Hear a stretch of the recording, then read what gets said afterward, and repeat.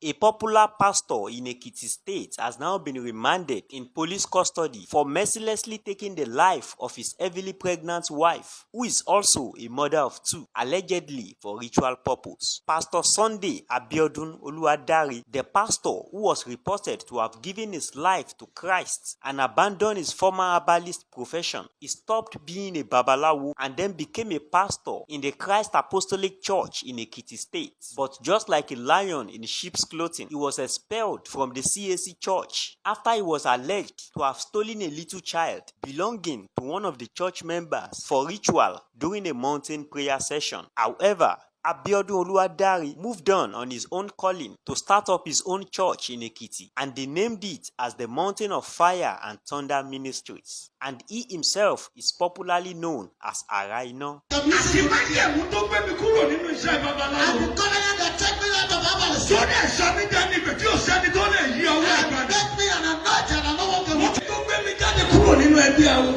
spirit out of your country and make me an anointed. The covenant of prophet of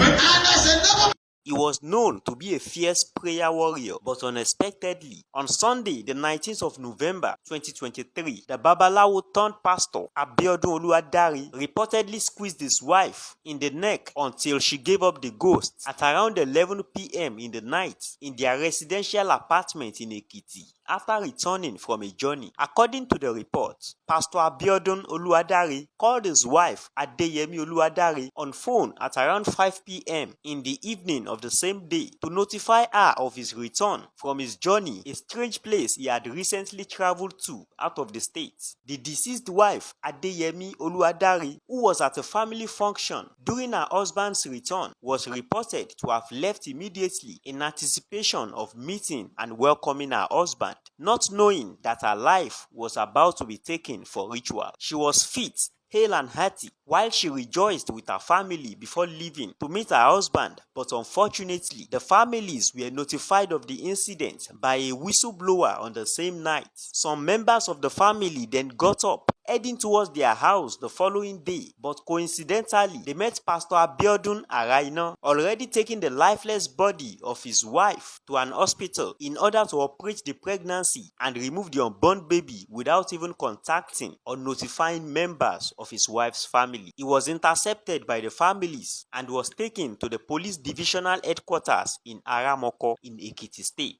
The lifeless body of the wife was showing clear signs of physical struggle as her tongue was tilted out and her neck was found with marks and fluid coming out. The accused pastor was detained and the lifeless body of the wife was recovered and taken to the mortuary, where the unborn baby was also recovered lifeless. The case has been handed over to the state CID for further investigation, and the families of the deceased, who are now pressing charges, are also with plans to conduct autopsy on their deceased daughter. Concerned youths in the community have also taken to the streets in protest against the pastor and his church. Pastor Sunday Abiodun Oluwadari, popularly known as Araina, got married to his wife around 2018 and they have lived happily ever since then. Their marriage was blessed with 2 children and it still remains a mystery why the previously known Babalawo herbalist, who has given his life to Christ, would intentionally decide to squeeze his wife in the neck until she passed out. One of the relatives of the deceased, who was contacted, also shared his own part of the story. Brother, Okay, sir. ní ọjọ́ Saturday yẹn. Yes, sir. Torí ọ̀tún Èkìtì gan lèmi gbé. Okay, sir. Ṣùgbọ́n àwọn brothers mi tán wà nílé torí ìyá ọmọ yẹn onìkan ṣoṣo nìyá ẹ̀ bí. Yes, sir. Ọmọ yẹn dẹ̀ rèé ó ti jáde ní school of college of health ní Ìjẹ̀rò. Okay, sir. So ọjọ́ yẹn wọ́n lọ́kọ̀ ẹ̀ ti travel kó ní Èkìtì. Àmì nígboro ìlú wa gan fún bí ìgbà díẹ̀ sáfàsìkò díẹ̀. Okay, sir. So that's very Saturday. Ọmọ yẹn sì wá sọ̀dọ̀ ìyá ẹ̀ ní family house wa torí ìyàwó ní ìyá ẹ̀ jẹ́ nínú ilé wa. Okay, sir. Ọmọ yẹn sì wà tó sì ń bá gbogbo ilé ṣeré more than 3 hours. So bó ṣe dá kan bí around 5 p.m. náà lọ́kọ̀ ẹ̀ ní fóònù ọmọ rìn lọ́kọ̀ bá pè é pé òun ti wọ̀ pé òun ti dé o. Okay, sir. Ṣẹ́dẹ̀ mọ̀ gẹ́gẹ́ bí ìyàwó tọ́kọ ti travel fún gbà díẹ̀. Dandan ni a fẹ́ lọ bá. A sáré lọ bá bó ṣe lọ bá nílé wọn nìyẹn. so náà so oúnjẹ fún wọn jọ ṣe oúnjẹ ó ṣe everything bẹ́ẹ̀ tọmọ yẹn lóyún oṣù mẹ́jọ àti bí ọ̀sẹ̀ méjì in fact according to EDD wíìkì ló yẹ kó ọmọ yẹn bímọ. wíìkì yẹn àbí wíìkì. wíìkì gangan wíìkì táwọn ẹ ló yẹ kó ọmọ yẹn bímọ. so suddenly kò dẹ̀ sí problem kò sí kan mo complain orí fífọ́ kò complain yìí dídùn kò sí kankan ó wà heady just any problem. ṣe lọ́kàndínlógún tí mo sùn ló bá tó nǹkan bí around 11:30 lálẹ́ ní brother mi tó wà ń lé Ìbíròǹkẹ́ Samuel ọ̀dà olú Samuel sa gbogbo a máa ń pè lóyìnbó torí ò ní headmaster primary school tó wà lẹ́gbẹ̀ẹ́ ilé wa St. John's bó ṣe pè mí ní ẹ̀ pé bọ̀dá mi pé ó ṣẹlẹ̀ o mo ní kí ló ṣẹlẹ̀ ó ní Yẹmi ti kú o Yẹmi Adétọ́lá Ìbíròǹkẹ́ so bó ṣe pè nìyẹn pé kí ló ṣe Yẹmi ṣe bí gbogbo ọwọ́ òní gbogbo ọwọ́ ọ̀sán lọ́dọ̀ ìyá ẹ̀ torí ìyá òyìnbó yẹn nìyá lé bẹ́ẹ̀ni ìyàwó ni ìyá Adétọ́lá the same husband ló fẹ́ wọn bàbá kan ló pa wọn pọ̀ presently báyìí wọ́n wà ní FMC ní Dubai wọn náà fẹ́ lọ ṣe autopsy níbẹ̀ pẹ̀lú ọlọ́pàá láti kíní now bó ṣe pè mú ní kí ló ṣẹlẹ̀ kí ló dé kí ló ṣe in fact àdúgbò lọ́wọ́ òkú ìbàdí méjì lọ́jọ́ yẹn torí ìyàwó òyìnbó yẹn health worker ni òru yẹn nígbà tó ọmọkùnrin yẹn ti pa ọmọbìnrin yẹn sílé tán ṣé ń gbọ́ mi. mo ń gbọ́ yín sàmọ́ fún àpẹẹrẹ. ìgbà tó ti pa ọmọ according to bó ṣe pa sílé tán ó wá fẹsẹ̀ rìn wá sílé brọ́dà mi òyìnbó yẹn tí mo pè ní headmaster yẹn.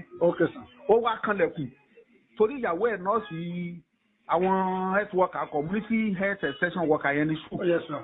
so bó ṣe wá jìnnà bí dàgbé pé ìgbà tí yẹn bá fẹ́ labour nígbà tí ṣé ó bá lè make àti day center obìnrin yẹn lè gbẹ̀ díẹ̀ níbẹ̀ so bó ṣe lọ nígbà tó máa débẹ̀ ọmọ wa wo pulse no breathing ó mọ́wọ́ owó sì gbọ̀rọ̀ owó sì wẹ̀ lọ́wọ́ ní ha ọkọ wa ní kó fọwọ́ sẹ́nu pé kó gbọ́dọ̀ pariwo bọ́mọ ṣe dára wá yè kóhùn kó bàtà lóru yẹn bọ́mọ ṣe ń sá nìyẹn lọ́kọ́ bẹ̀ sí ní sátẹ́lẹ̀ ọkọ yẹn pọ̀ sùn ọkọ tá à ń sọ yìí tó pa ìyàwó ẹ̀ yìí ó bẹ̀rẹ̀ sí nílé ó lé more than 4 poles tíyẹn bẹ́ẹ̀ sí ní kígbe láàrin olùpẹ́ kan jáde sóhun o làwọn èrò wá jáde sí bọ́n sáàsì lọ tán débẹ̀ náà bá òkú ìyàwó ẹ̀ ló bá di ní àárọ̀ láì kọ̀ǹtáàtì rẹ́lẹ́tífù láì kọ̀ǹtáàtì ẹnìbọ̀ náà ló wá mọ́tò bóyá bóyá náà ló tún wá mọ́tò náà ló ní pé kán máa gbé lọ sí Ìjẹ̀bú-Jésà ní ọ̀dọ̀ bóyá ní dókítà ẹgbẹ́ ẹ̀ síbẹ̀ kán ọ̀pẹ́rẹ́sì oyún sí wà nínú ọmọ tó ti kú mọ́ pé kán ọ̀pẹ́rẹ́sì ibẹ̀ ni brọ́dà wa àgbà tó jẹ́ pásítọ̀ inú ìjọ rìdíìmù tán ti pé tóun náà ti ń bọ̀ látàdó ló wá ìtàsẹ́ẹ̀tì lọ́nà ló wá ní láéláé kan dá òkú padà ibẹ̀ náà ti gbéra tó di police headquarter division headquarter Lárámọkọ ibẹ̀ náà ti lọ rìpọ́ọ̀tù ní headquarter Lárámọkọ from Àràmọkọ náà ti gbé òkú lọ sí mọ́ṣúárì ní general hospital Àràmọkọ ibẹ̀ náà ti operate òkú náà ti gbé ọmọ jáde ṣé píṣọ ọmọ yẹn gan ti wà lọ́wọ́ yẹn ti píṣọ ìyá anything tẹ bá nídìí àti píṣọ àkíyèsí yẹn náà tẹ bá ní. àti tàkíyèsí gbogbo ẹ̀ máa fọwọ́dù ẹ̀ sí ṣé whatsapp náà bá yín lélẹ̀. bẹ́ẹ̀ sà. presently bẹ́ẹ̀ lọ́wọ́lọ́wọ́ báyìí wọ́n fẹ́ ṣe àti láti wọ́n ṣàṣe ọlọ́pàá wa transfer case lọ sí headquarter ní SIB ní state SIB ní Adó. from SIB Adó náà wọ́n ti fẹ́ lọ sí autopsy báyìí wọ́n ti gúnlẹ̀ sí FMC ìdó lọ́wọ́lọ́wọ́ báyìí wọ́n sẹ́ pè ní tán ni. wọ́n wà ní FMC. àkíyèsí yẹn ń kọ́. àkíyèsí sì wà ní mo rò pé headquarter bí SIB ní Adó. wọ́n ní àwọn fámìlì ẹ̀ ń lérí pé kò sí tó máa tẹ̀lé sí. wọ́n lérí ni pé wọ́n kàn ń lérí pé kò kí náà fẹ́ fi wọ́n ṣe wọ́n sọ rádaràda. ṣé ẹ mọ àkíyèsí yẹn tẹ́lẹ̀ tà irú ìyẹ̀wò lẹ́mọ̀ sí làwọn èèyàn mọ̀ sí. orí òkè ìdó ilé ló wà tẹ́lẹ̀ babaláwo ló ń ṣe tẹ́lẹ̀ tó ti ń tẹ̀lé àwọn babaláwo kiri kó sọ pé gbàtà bá ti wá kàtà jẹ náà lọ́nà òun ti pè wọ́n.